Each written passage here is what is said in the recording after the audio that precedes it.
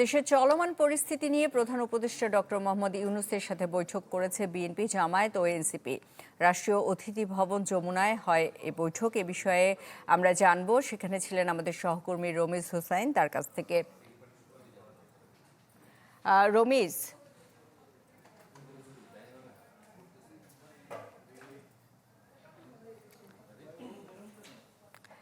1 ঘন্টারও বেশি সময় ধরে চলা বৈঠকে শরীফ ওসমান হাদির ওপর হামলার ঘটনার পাশাপাশি নির্বাচনে আইন শৃঙ্খলা পরিস্থিতি নিয়ে কথা হয়। বৈঠক শেষে যমুনার সামনে সাংবাদিকদের সাথে কথা বলেন বিএনপির স্থায়ী কমিটির সদস্য সালাউদ্দিন আহমেদ। তিনি বলেন, কয়েকটি বিচ্ছিন্ন হামলা করে নির্বাচন বানচাল করা যাবে না। হামলার প্রতিরোধে রাজনৈতিক ঐক্যের উপর জোর দেন তিনি। আর এনসিপির আহ্বায়ক নাহিদ ইসলাম বলেন, আওয়ামী লীগকে ফেরানোর চেষ্টা চলছে। অভিযোগ করেন, বাংলাদেশকে অস্থিতিশীল করতে সহায়তা করছে ভারত। অবশ্যই আমরা এই বার্তা দিতে চাই, এই জাতীয় কোনো ধরনের হামলা করে বাংলাদেশের গণতান্ত্রিক উত্তরণকে বাধাগ্রস্ত করতে পারবে না, প্রতিহত করতে পারবে না। আমরা সকল গণতান্ত্রিক রাজনৈতিক দল আমরা ফ্যাসিবাদ বিরোধী জাতীয় ঐক্যে অটুট থাকবো। আওয়ামী লীগের সকল পরিকল্পনা করতেছে দিল্লিতে বসে, ফলে ভারত সরকারের প্রত্যক্ষ বা পরোক্ষ মদত ছাড়া আওয়ামী লীগ এই ধরনের পরিকল্পনা করতে পারে না। এই ধরনের তৎপরতা, জঙ্গি তৎপরতা তারা করতেছে। আরএফএল গিজার মানে চটজলদি পানি গরম, বিদ্যুৎ বিল 20% কম। আরএফএল গিজার, উষ্ণ পানির পরশ। এ বিষয়ে আরো জানাতে আমাদের সাথে যোগ দিচ্ছেন রমিজ হোসেন। রমিজ, বৈঠকে বিষয়ে কি আপডেট আছে আপনার কাছে, জানাবেন।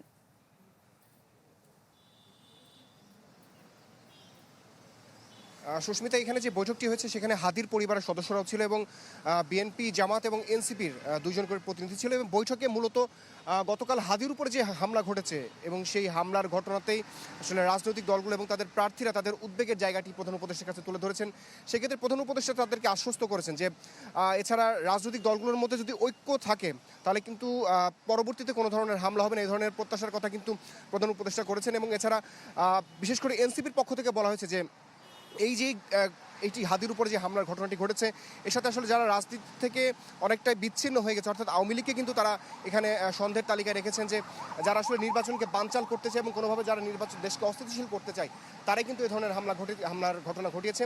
তো তারা বলছেন যে এই ধরনের একটি দুটি বিচ্ছিন্ন ঘটনার মাধ্যমে আসলে কিন্তু এই যে যেই নির্বাচনী সামনে আসছে, অর্থাৎ নির্বাচনে যে ট্রেনে বাংলাদেশ উঠে গেছে সেখান থেকে আসলে পিছনে ফেরার কোনো সুযোগ নেই। এখানে এনসিপির পক্ষ থেকে কিন্তু ভারতের প্রতি অভিযোগ করেছেন যে ভারতের মদতে অর্থাৎ বাংলাদেশকে অস্থিতিশীল করার চেষ্টা করছে। এখানে আওয়ামী লীগের বিষয় প্রসঙ্গ এখানে তুলে নিয়েছেন। এবং এছাড়া বিএনপি যিনি সালাউদ্দিন যিনি স্থায়ী কমিটির সদস্য, তিনি কিন্তু বলেছেন যে বর্তমান যে প্রেক্ষাপটে সেক্ষেত্রে রাজনৈতিক যে সমস্ত নেতাকর্মীরা রয়েছেন তারা একে অপরের সমালোচনা করবেন, কিন্তু সেটা অবশ্যই গঠনমূলক হতে হবে।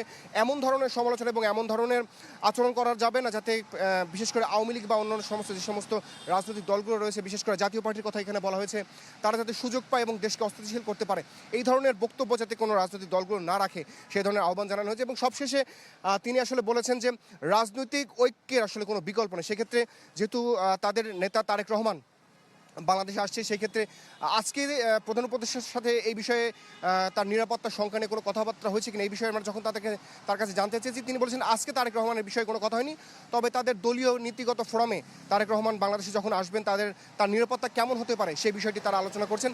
এবং সব মিলিয়ে শুধুমাত্র রাজনৈতিক দলগুলোর নেতৃত্ব নয়, সারা বাংলাদেশের মানুষ যাতে নিরাপত্তা পায় সেই বিষয়টি যাতে দেখভাল করেন সেই আহ্বান জানানো হয়েছে প্রধান উপদেষ্টা। রমিজ, আপনাকে ধন্যবাদ।